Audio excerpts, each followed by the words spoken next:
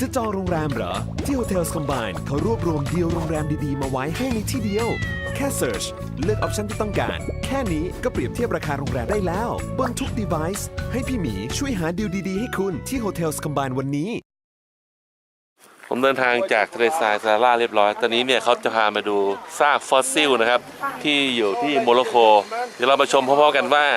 ไอ้ฟอสซิลเนี่ยมันเป็นยังไงนะครับเป็นภาพเอเลี่ยนอะไรต่างๆเนี่ยI think everyone knows what is fossils. This is very old animal from the sea. But now we're talking about 440 million years old. Speak louder. Everyone can understand English. พี่คะบริเวณเนี้ยมันมีก้อนหิน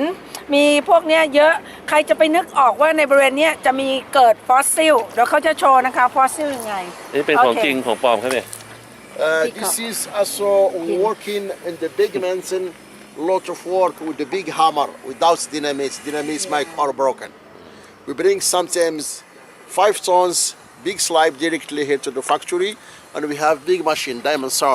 We cut big slices. We can see the animals inside of the rocks. ก็ก้อนหินใหญ่ๆโตๆเนี่ยที่เขาเอามาจากภูเขานะคะเขาก็เอามาคัดอันใหญ่ๆแล้วก็หลังจากนั้นเนี่ยในโรงงานของเขาเนี่ยก็จะมีตัวที่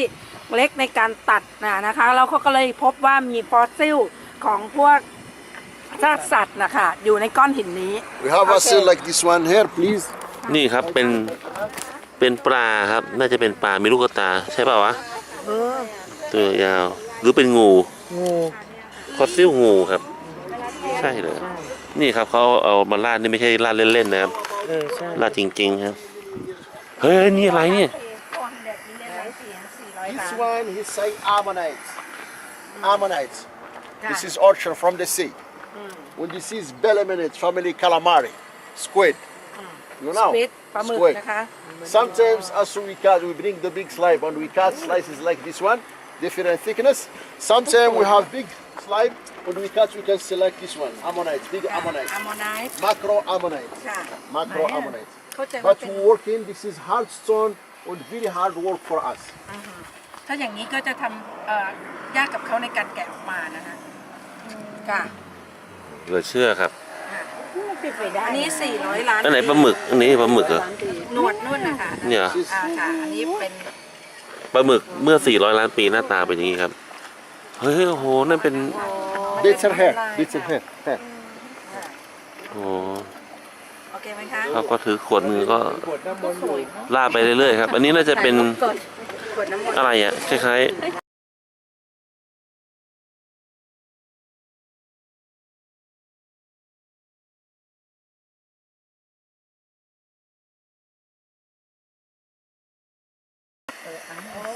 โอ้โหสุดยอดเลย Also we have different places, different aquarium. Also we cut, we work as also like the animals like this one, and we work in we make also the beautiful things like special work for everyone, like for top tables, like for the kitchen, like for the sinks. Right now, also ladies and gentlemen, we have also sometimes different colors like this one, iron oxide. The red is iron oxide. With other places, you can see just the green is copper. Copper also บางทีมันมีแร่ธาตุผสมอยู่ในนั้นนะคะ On the black stone like this carbon oxide. Carbon oxide. Different processes in this area. We will put big one, small one. Beleminate, calamari. Calamari, squid. This one is same. ปลาหมึก Same. Beleminate. ตั้งตัวกลัวหายตัวแตกOn this one, ladies and gentlemen. What is it? This one, macro ammonite. Ammonite เรียก Ammonite Ammonite, macro ammonite. มาโคอะมอนไนครับเหลือเชื่อครับฝานี้เพราะว่าเป็นอะไรที่หายาก โอ้โหนี่ข้างในเป็นโรงตัดเลยครับโอ้โหฮัลโหล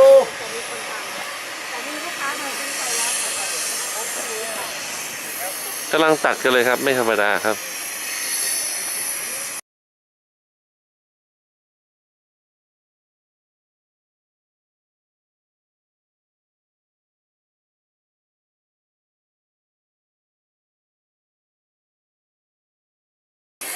before นะคะ before after ใส่น้ำไปแล้วนะคะโอเค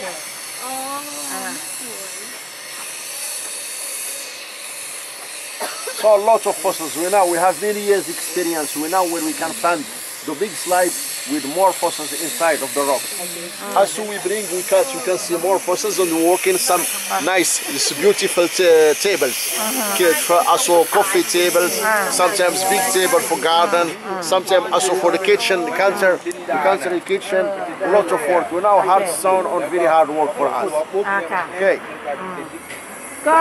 อย่างที่เขาบอกอ่ะก็คือแต่ก่อนดินแดนตรงนี้ค่ะพี่มันเป็นทะเลใช่ไหมเมื่อหลายร้อยล้านปีอะเป็นทะเลแล้วเมื่อเกิดการที่โลกเปลี่ยนแปลงปุ๊บเนี่ยมันมีการยกตัวขึ้นมาเรื่อยๆอะค่ะแล้วก็กลายเป็นภูเขานะคะที่เราเห็นใหญ่ๆนั่นแหละค่ะแล้วภูเขานั้นน่ะก็จะเลยมีซากของสัตว์ร้ายที่ตายไปในนั้นน่ะอยู่ในนั้นค่ะเขาเลยเรียกว่าฟอสซิลอะค่ะค่ะส่วนมากเนี่ยค่ะเขาก็เอามาทำเป็นโต๊ะอย่างที่พี่โจบอกโต๊ะกาแฟโต๊ะอะไรอย่างเงี้ยโต๊ะกินข้าวอะไรอย่างเงี้ยค่ะแต่ว่าถามว่าเขาจะรู้ได้ไงพวกนี้คือเรียนก็ถือว่า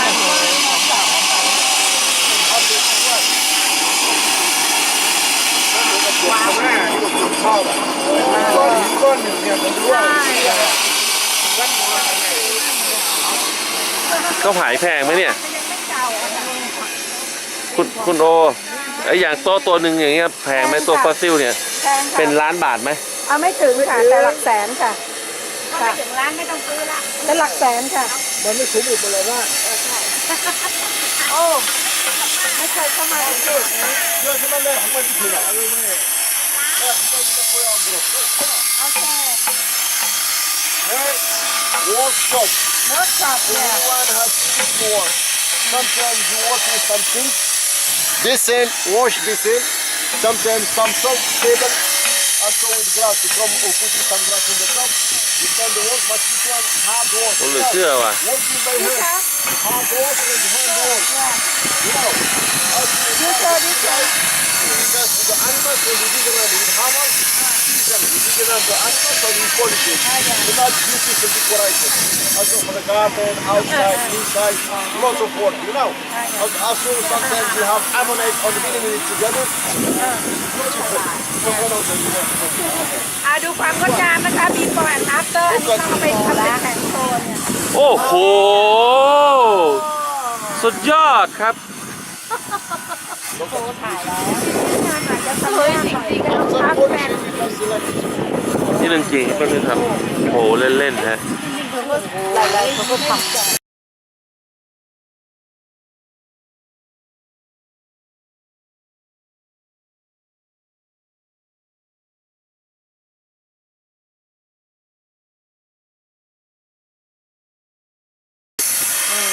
นี่เวลาไปทำโต๊ะเราก็ต้องราดน้ำตลอดเวลา บางทีเขาเอาไปเดคอเรทสวนเอาไปตั้งเอาไป some glass in the top อย่า some glass in the top เดี๋ยวถ้าเคยเอาเป็นทำโต๊ะพี่เขาก็จะทำเป็นก๊าซวิดีโอวิดีโอ and this one original look at this this one original นะคะ before นะคะ before also this is original look at this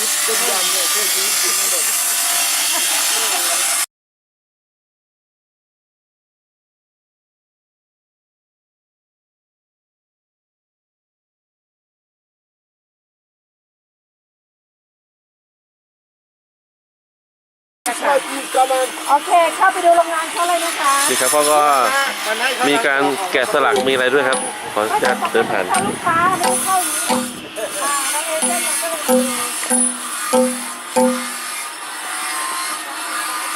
ลองเขาหลังตาอ๋อ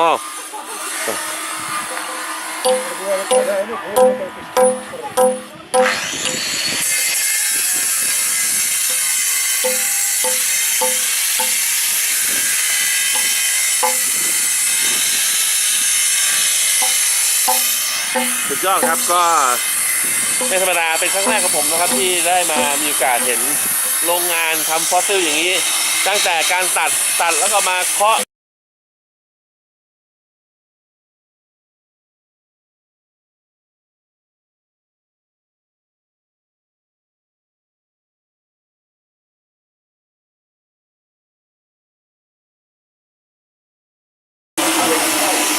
โอ้โหนี่ที่ตัดหินครับเพราะว่าเราจะรู้ได้ไงว่าเนี่ยมีเขาบอกเหมือนกับมีพวกก้านสลักนี่เป็นเหล็กตัดหินว่ามันจะมีเยอะ เขาก็ขุดเจาะไปรอบๆ นี่ครับหินใหญ่ๆนี่มาตัด Not like so. เสร็จแล้วมันก็ตัด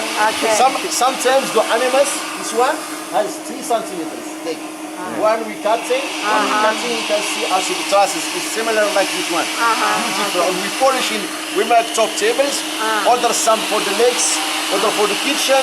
Order some sculpture, handwork with hammer. We do hand or we polish it. On here, polishing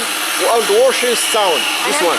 Yes. American. มันเขา Yes. ตัดหินออกมาปุ๊บใช่ไหมพอมาตัดเป็นย่อยเนี่ยอย่างสมมุติเขาเห็นลวดลายปุ๊บนะคะพี่เขาจะไม่ได้ตัดใหญ่เขาก็จะตัดแค่เฉพาะช่วงหน้าไว้เท่านั้นเพื่อที่จะเอาไปทำหน้าโต๊ะหรืออะไรอย่างเงี้ยค่ะ This video for me. Yes sure Thank you. โอเคนะคะ เดี๋ยวเราไปดูตรงจุดที่ตัดกันนะคะพี่ My email you'll keep. โอเค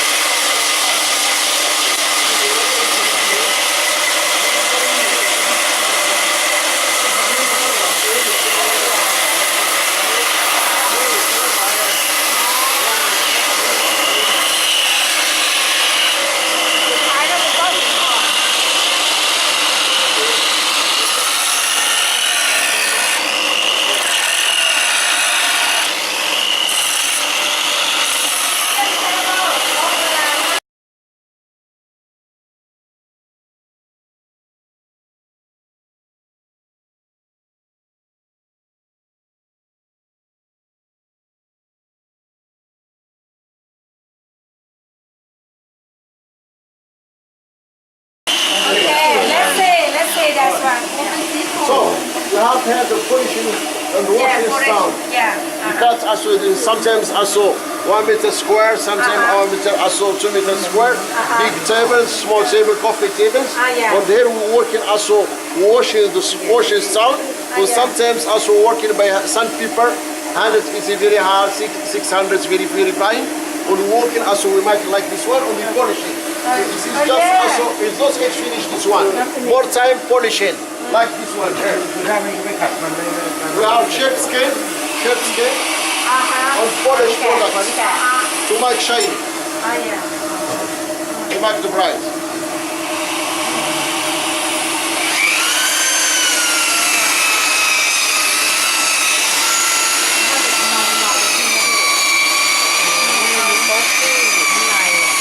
เราก็เข้าใจว่าทีมเขาทำเนี่ยมันใช่ที่บ้านน่ะยังหัดที่ปูเรือนหรือสั่งเนี่ยเฮ้ยพี่นะขนาดนี้เลยเหรอสวยมากไม่แต่ลูกค้าหนูซื้อไปแต่หนูไม่รู้ที่ไหนต้องไปถามไกด์อ๋อแล้วเอาโต๊ะนั้นเข้าไปให้ เท่าไหร่ หลักแสนสิแต่ไม่รู้กี่ตังค์ Of course, it's, ก็สิบ you know, we have also some sound, original sound like this. สโตนอะไรอยู่ Side, ฮะ because the side we make also different decoration. Because you can see the animals getting in it. Polishing by sun or sun people. In one side we make after side is different. Sometimes depend the size, decoration. Sometimes big one, sometimes small one. But special work for everyone. อย่างเก้าอี้เนี่ยใช่เก้าอี้นั่งค่ะเขาก็จะคัดหินเนี่ยตัดหินได้ตามปริมาณเนี่ยนะคะถ้าเขาเห็นนั่นบางทีเขาก็จะคิดตามลวดลายเนี่ยพี่เห็นไหมมีลวดลายที่ยังไม่ได้ขัดนะ Good. มาแล้วมีพวกเรา ใช่ก็จะถูกเกิน Sorry. Excuse me. รถแบบนี้ข้างๆมีกำลังเม็ด ไม่หรือชวนเพื่อนๆไปนั่งกันที่บ้าน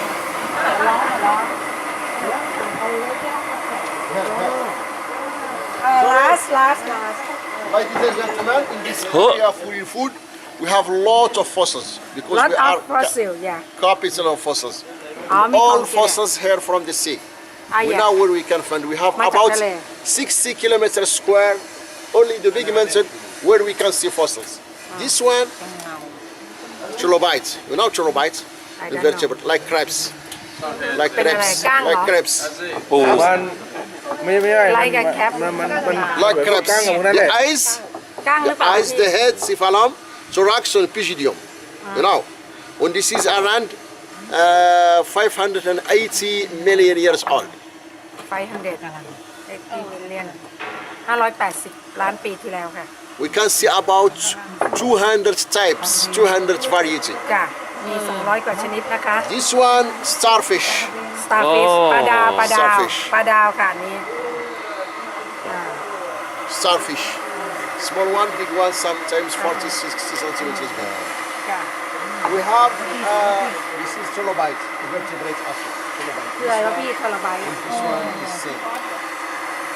That's อ๋อปริงอ่ะ อ๋อปิงเหรอ เนี่ยลักษณะเหมือนปริงไหมล่ะ ไม่ ไม่ มัน ใช่ บ เหร อ อ กเหมือนปูเนี่ยอะไรเป็นไทยหนึ่ง agate. ปูอ่ะ This is agate ให้กั้งปลากระเบนใช่ไหม for the jewelry, for the necklace. อ๋อโอเค Small jewelry necklace. อันนี้ We ไม่ have ใช่ทำพวก minerals, necklace minerals as Psycho, well what as like malachite, spirit. This is desert rose, sandstone, ปะการัง sandstone, crystal of the sun, calcium sulfate. Calcium sulfate. We have also some ammonite. This one, This one very nice a big ammonite. We have sometimes big one about 80 centimeters big. Yeah. แสดงว่าเขาเอาไปนี่เขาแค่เอาไปแบบว่า And we have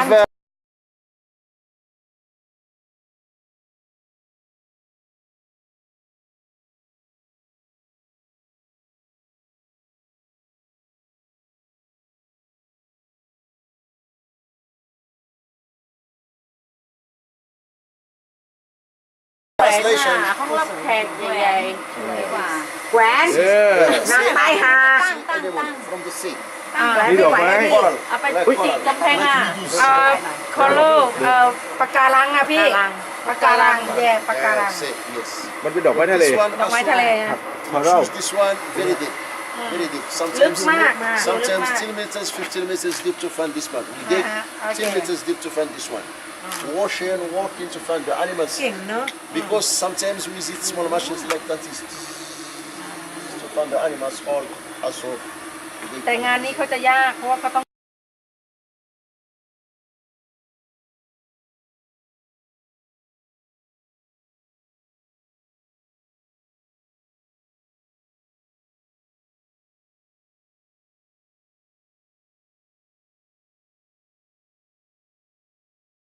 ศาสนาหรือเปล่า หรือว่ามันไม่มีตายแล้วเกิด มันเกิดขึ้นแล้วมันก็ตั้งอยู่แล้วมันก็ตายไป ผมคิดว่าเป็นแบบหลังซะมากกว่าชีวิตนะครับไม่นั้นจะเอาอะไรมาเก็บดวงวิญญาณมากมายขนาดนี้นะเป็นล้านล้านปีเนี่ยโอ้โหเหลือเชื่อครับเป็นไปได้ยากโอเคครับไปดูด้านในที่เขาทำเสร็จแล้วเขามาขายนะครับให้นักท่องเที่ยวนี่ครับเวลาที่มากระทัวร์เนี่ยก็ต้องมีแบบนี้บ้างครับก็คือเอาขายของนะครับแต่ยอมรับว่าเขาสวยราคาก็เป็นหลักแสนนะครับ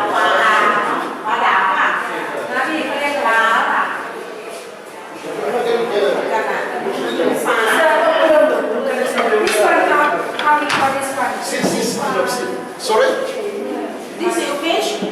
This is Like the fish this is called eliminate like calamari, squid. squid Yes. ปลาหมึกเนี่ยถามเป็นความรู้หน่อย All together, เป็นไปได้นะพี่ถ้าปลาหมึกนะ all together like sardines together. อ๋อเป็นฝูง เนี่ยอย่างเนี้ยอันละเท่าไหร่ผมอยากรู้ราคาให้คนรู้ อยากรู้ครับว่าอย่างนี้มันเท่าไหร่ ไลฟ์ตาม This one, which ship goes to Africa. เนี่ยเป็นปลาหมึกชิปเมนต์เซปเรต Simple, just the price here. Yeah. It's like 5,000. ทั้งฝูงก็ได้ ถ้าตอนที่55,000 Without ship, ถ้าพัน50,000 150,000ประมาณ200,000 บาทครับ แผ่นนี้ก็คือว่ามันกว่าจะได้มา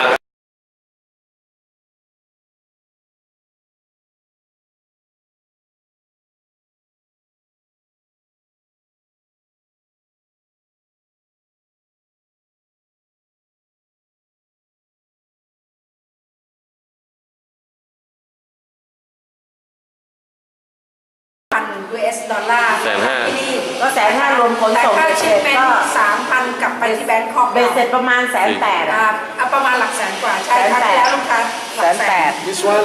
one costs just ใช่ค่ะ ประมาณ 300,000แล้ว each costs ใครต้องการก็ติดต่อมาได้ครับที่โอเชียสมายทัวร์นะ อันนี้ถ้าใครสนใจนะคะ เป็นที่ระลึก$5 What is you set from This is for I don't know. say soap dish, Jewelry soap, Jewelry some for ที่ cigarettes. เกียรบุรี Yeah, or this one also for 18 something. อ๋อใส่ของนั่น This is 100 dirhams. 100 dirham นะคะ300 บาท This is the real one Here. $14. This one 200. อันนี้ไซส์เล็ก This one 200 dirhams. Listen to me, อันนี้ please. 50อันนี้100 yeah 200 dirhams. โอเคอันนี้200 แพ็คไปมันจะแตกไหม $20. ไม่แตกค่ะพี่แตก This one 300. อันนี้300 What is you set from This one แบรนด์หนึ่งช่วยกัน เอาอันนึง กิน อันเล็ก กินก๋วยเตี๋ยว บ้านคือโรคไตหาแล้ว อ๋อแต่มันไม่มีชีส ก็น่าสนใจเขาเอาไปกินข้าวครับใส่น้ำจิ้มก็ได้หรือว่าจะใส่อะไรอ่ะ You can see my Nam Phi. digital price. มันก็แบนไปนะลดราคาได้ใส่ของก็แบนคือโชว์ discount มีขาตั้งเนาะเอาโชว์เนาะ travel agency เอาไปกินข้าวจริงๆเลยแข่งมาใครไปใส่น้ำจิ้มอะไรเงี้ยเปาะหลาม เบาๆ อันนี้เอาไปจิ้มนี่ใส่วาซาบิไง เออ ซอสนะเวลา No, กิน not ปลา this. Not this. The other things. แล้วมันด้วยความที่จาน เยอะๆชมราคาไม่แพงนะ ก็เรียบร้อยครับจะแนะนำทีนี้เดี๋ยวผมจะเดินดูสักนิดหนึ่งว่าจะซื้ออะไรกลับไปบ้านบ้างเอาไว้เวลาเพื่อนๆมาเยี่ยมเยียนหาที่บ้านนะครับ ก็เอามาใส่น้ำจิ้มหรือว่าใส่อะไรให้ดูแต่ก่อนจะจากไปผมให้ดูนี่นะครับเป็นฟอสซิลที่มันสุดยอดมากเลยนี่ครับขอจากไปด้วยภาพนี้แล้วนะครับเที่ยวสะใจเป็นเตอร์เซียครับสุดยอดจริงๆครับ